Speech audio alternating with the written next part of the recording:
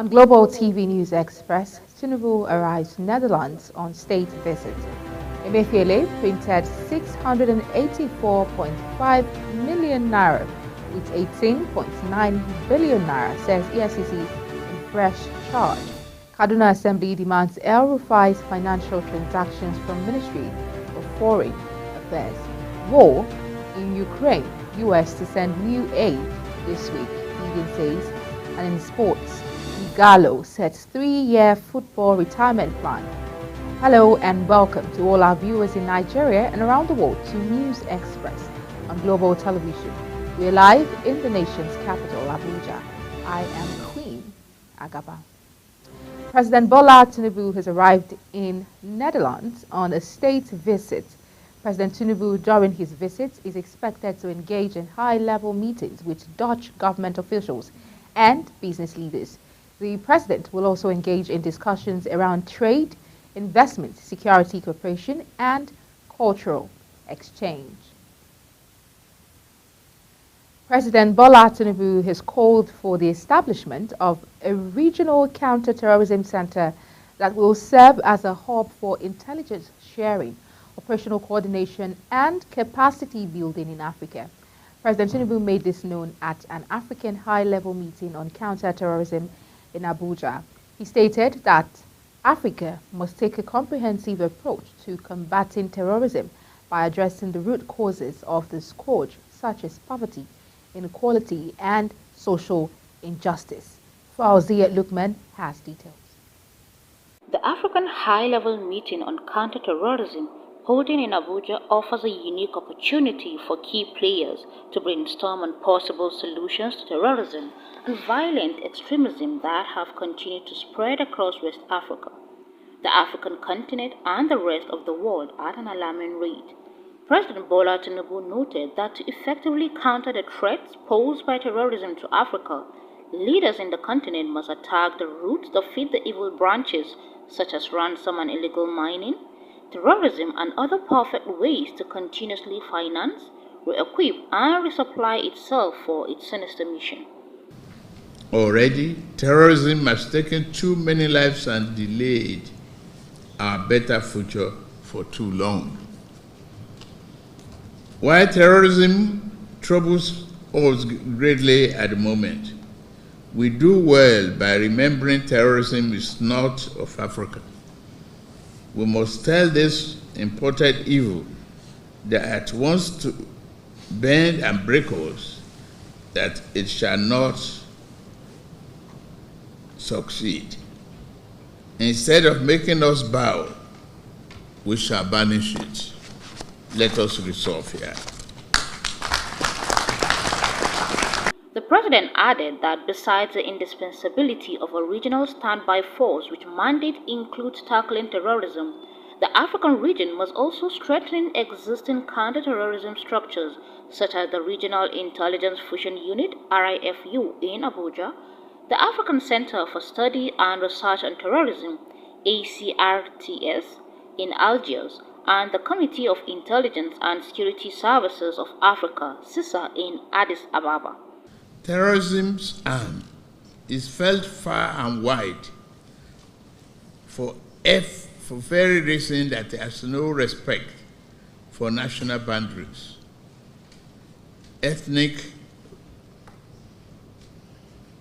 bloodless, or religious creed. We must therefore fight this threat together, combining determined national effort with well-tailored regional and international collaboration. The fight against terrorism requires a comprehensive approach. We must address the root cause of extremism, such as poverty, marginalization, and social injustice. Under-Secretary General of the United Nations Office of Counter-Terrorism (UNOCT), Vladimir Voronkov commended Nigeria for its leadership in counter-terrorism in Africa and for hosting the meeting. President Tinubu, however, commends the courage and dedication of Nigeria's security forces in the fight against terrorism and emphasized the need to halt the proliferation of small arms and light weapons on the continent. Fauziya Lukman, reporting for Global TV News. The Economic and Financial Crimes Commission may prosecute 300 forex racketeers trading on a peer-to-peer platform outside the financial regulations. The EFCC chairman, Ola Olukoyede, who gave this indication during an interactive program with editors and bureau chiefs in Abuja, revealed that the accounts were frozen following a court order. He disclosed that one of the accounts traded over $15 billion in the past year. Recently, the federal government, through the Nigerian Communications Commission, blocked the online platforms of Binance and other crypto firms to avert what it considered continuous manipulation of the forex market and illicit movement of funds. It also detained 2 senior executives of Binance, a cryptocurrency exchange, amidst efforts by the government to rein in speculation on the naira by cracking down on cryptocurrency exchanges. The Economic and Financial Crimes Commission urged Justice Emeka Nwite of the Federal High Court Abuja to deny the bail application of the detained Binance Holdings Limited executive, Tigran Gambayaran. The anti-graft agency said it was too risky to admit the foreigner to bail, noting the escape of his co-defendant Nadeem Anjarwalla from the custody of the National Security Advisor and his escape to Kenya. Besides, the prosecuting counsel for the EFCC, Emeka Iheanacho, told the court that the anti-graft agency uncovered an alleged plot by Gambayan to obtain a new passport to facilitate his escape from Nigeria after the EFCC had seized his passport. Gambayan is fleeing colleague Anjarwalla, and Binance Holdings Limited have been prosecuted by the EFCC on money laundering charges. The Economic and Financial Crimes Commission has also filed a fresh charge at the High Court of the Federal Capital Territory against the embattled former governor of the Central Bank of Nigeria, Godwin Emefiele. EFCC in the charge accused Emefiele of approving the printing of 684,590,000 at the rate of 18.96 billion naira. EFCC alleged that Emefiele broke the law with intent to harm the public during his implementation of the Naira swap policy of the administration of former President Muhammadu Buhari. The anti-graft agency also accused Emefiele of unlawful approving the withdrawal of 124.8 billion naira from the Consolidated Revenue Fund of the Federation. The Kaduna State House of Assembly has written to the State's Ministry of Finance demanding details of financial transactions under former Governor Nasir El-Rufai's administration between 2015 and 2023. This was in connection with the State Assembly's probe of all finances, loans and contract projects awarded under the El-Rufai administration. The probe by the State Assembly comes weeks after the incumbent governor of Kaduna State, Uba Sani, lamented that El-Rufai left him a huge debt profile. Sani, who spoke during a town hall meeting in Kaduna, said he inherited a lean treasury, adding that he could not pay workers their salaries. The African Union and the Economic Community of West African States has emphasized the imperative of a unified regional approach to tackle the evolving security challenges across Africa. This stance was articulated during the inaugural joint consultation between the AU Peace and Security Council and the ECOWAS Mediation and Security Council at the ambassadorial level in Abuja. In his remarks, Nigeria's permanent representative to ECOWAS and chair of the ECOWAS Mediation and Security Council, Ambassador Musa Nuhu, highlighted the dynamic nature of Africa's security landscape. Nuhu underscored the emergence of new and complex threats ranging from terrorism and violent extremism to unconstitutional changes in government. The Federal Airport Authority of Nigeria has announced the reopening of runway 18L and 336 are at Murtala Mohammed Airport in Lagos, following a temporary closure caused by a Dana airplane skidding off the runway on Tuesday. This was disclosed in a press release signed by the Director of Public Affairs and Consumer Protection, Obiageli Ora, on Wednesday. The Federal Ministry of Education has convened an urgent meeting in response to an alarming online video circulating regarding alleged bullying incidents at Lead British International School. The Minister of State for Education, Dr. Yusuf Tanko, emphasized the government's steadfast stance against any form of harassment or intimidation within educational institutions. Fauzi Lukman has details. During the meeting, the Minister of State for Education expressed deep concern over the circulated video and took decisive action by appointing a 7-member committee to thoroughly investigate the circumstances surrounding the documented incident. The committee's mandate is to investigate the events as depicted in the videos and come up with expanded investigations to other schools using Lead British International School as a case study to address broader social vices. Assuring the Nigerian populace of the government's commitment to ensuring safety and protecting the right of all students. He further reiterated the seriousness of the Federal Ministry of Education in addressing and eradicating vices within the education sector. If the need arises, also expand the investigation to many other schools that have this which happened to the government has allowed it. We use this as a case study in trying to ensure that rights and privileges of students are protected. On the issue of the closure of the school in the next 3 days, that will be addressed as inter-ministerial discussion, and the ministry will resolve into a meeting to address that. It's an inter-ministerial issue, and we will also discuss and respond to it appropriately. The Permanent Secretary Education, Didi Wilson Jack, inquired about the existence of an anonymous suggestion box at the school where students can lodge their complaints discreetly, while recommending fostering relationship between teachers and students so as to enable students to feel comfortable reporting directly to them. We'd like to have a very frank discussion with you because it may actually help us in our further deliberations concerning safety of children in school, safety of children, vices in schools, and general discipline amongst children in schools. So we hope that you will open up, share with us, first of all, the issues that led to that particular incident and any other issues you would like to share with us that would help us to ensure that the menace of bullying in schools is actually addressed.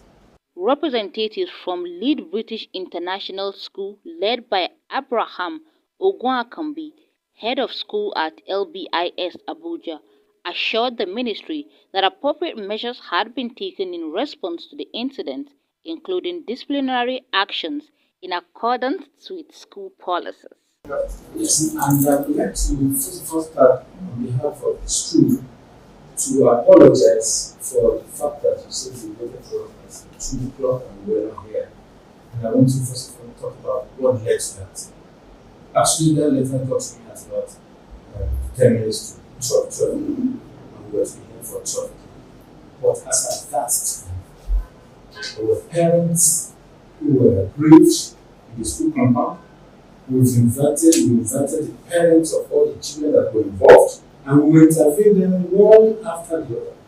The Federal Ministry of Education assures that it remains steadfast in its dedication to fostering safe and conducive learning environments for all students across the nation. Fauziya Lukman, Global TV News.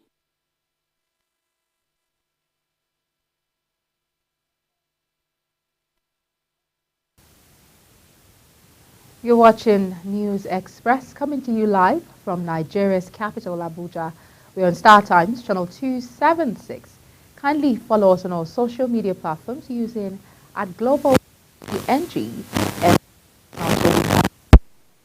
News Express returns Emefiele printed 684.5 million naira with 18.9 billion naira, says EFCC in fresh charge. This and other stories coming right after this break. Please stay with us.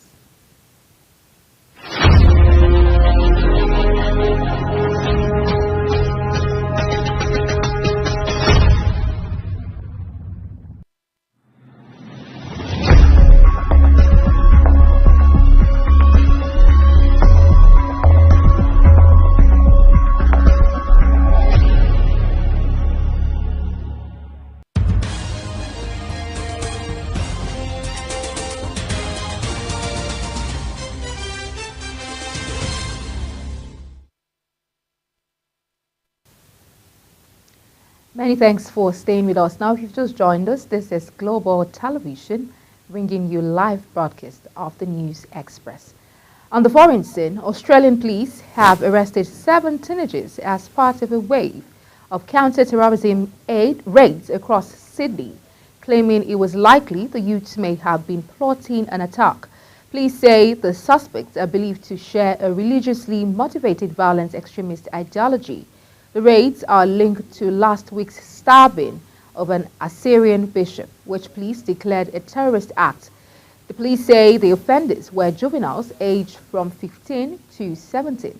Investigators allege that the teenagers belong to the same network as the 16-year-old boy who has been charged with a terror offense in relation to the stabbing of Bishop Mary Emmanuel, which occurred during a live-streamed sermon.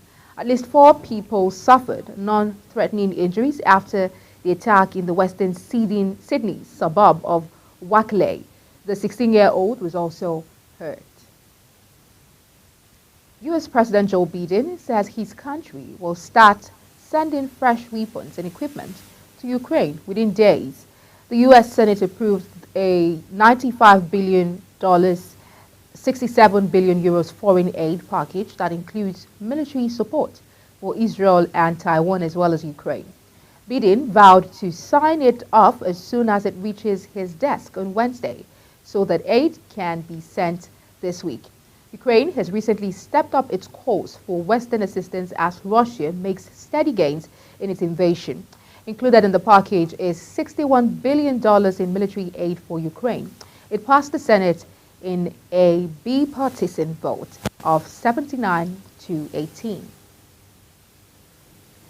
In business, the Federal Ministry of Finance has recovered over 57 billion naira from the 5.2 trillion naira debts owed by ministries, departments, and agencies of the federal government. The Director, Special Projects, Federal Ministry of Finance, Aisha Omar, disclosed this in Enugu during a one-day workshop on the federal government debt recovery drive through the Project Lighthouse program for the Southeast Zone. Declaring the event open, Omar, represented by the Deputy Director of Special Projects in the ministry, Bridget Moloku, revealed that the debts came to the spotlight from data aggregated from over 5,000 debtors across more than 93 MDAs. Chartered Institute of Bankers of Nigeria, CIBN, has expressed support for the ongoing banking recapitalization exercise, saying it will empower banks to lend more to the economy. CIBN President Dr. Ken Okpara stated this while speaking at the annual lecture of the Institute in Lagos with the theme, Improving Availability of Credit in the Nigerian Real Economy. The critical importance of liquidity.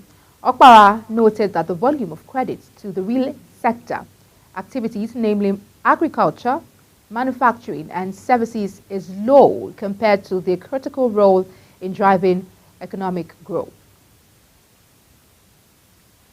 Oil marketers have continued to dispense automotive gas oil, popularly called diesel, at a price between 1,350 naira per litre and 1,450 naira per litre in various locations across the country, despite repeated cuts in the price of the commodity by the Dangote Petroleum Refinery. This also followed about 470 naira per litre slash in the price of aviation fuel, popularly called Jet A, by Dangote Refinery. The Dangote Petroleum Refinery announced a further reduction in the prices of diesel and aviation fuel to 940 naira per litre and 980 naira per litre respectively. On the entertainment scene, the Nigerian movie industry has again been thrown into mourning after the news of the death of another veteran Nollywood actor, Zulu Adigwe, surfaced on social media on Tuesday. Adigwe's death was announced by a movie producer, Stanley Nwoko, in a post on his Instagram page. Adigwe's death is coming 2 weeks after Junior Pope and 3 other Nollywood actors died in a boat accident in Annam River. Over to the world of sports. Barcelona could be making a bid for Chelsea's Kani Chukwuemeka this summer. Barcelona has shown interest in the player in the summer of 2022 before his move to Stamford Bridge. The England under-21 star has found it difficult establishing himself in Mauricio Pochettino's team, making just 9 Premier League appearances this season. The Spanish Giants want to capitalize on his lack of game time to persuade him to dump Stamford Bridge for Catalonia at the end of the current campaign.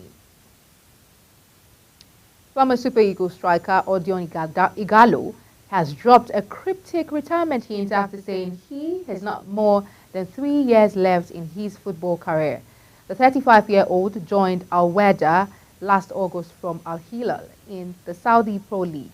Igalo, a late bloomer, made his senior debut for Nigeria in 2015 as the Eagles lost 1-0 in Uganda in a friendly, after an impressive outing at the 2019 Africa Cup of Nations in Tunisia, where he scored 5 goals in 7 games and led the Eagles to a 3rd-place finish. Igalo announced his retirement from the national team. 5-time Premier League winners John Terry and Andrew Cole have been inducted into the Premier League Hall of Fame. According to the league's official website, their induction followed the combination of the Premier League awards panels and fans' vote from across the globe, resulting in choosing the pair from a short list of 15 former players. They become the 23rd and 24th inductees into the Premier League Hall of Fame, joining Ashley Cole, who was also awarded the highest honor by the league this year. There will be a celebration where the 3 new inductees will be acknowledged on Tuesday in London. And as we end the News Express, let's take a look at our top stories. Tinubu arrived in Netherlands on state visit. Emefiele printed 684.5 million naira with 18.9 billion naira, says EFCC in fresh charge. Kaduna Assembly has demanded El Rufai's financial transactions from ministry. On the foreign scene, US to send new aid this week, Biden says. And in sports, Igalo has set 3-year football retirement plan. That's it on the News Express, and it came to you live from Nigeria's capital, Abuja. We're on Star Times channel 276. Kindly follow us on all social media platforms using @Global TV NG and other handles now showing on your screen. I'm Queen Agaba. Thank you for watching. See you again.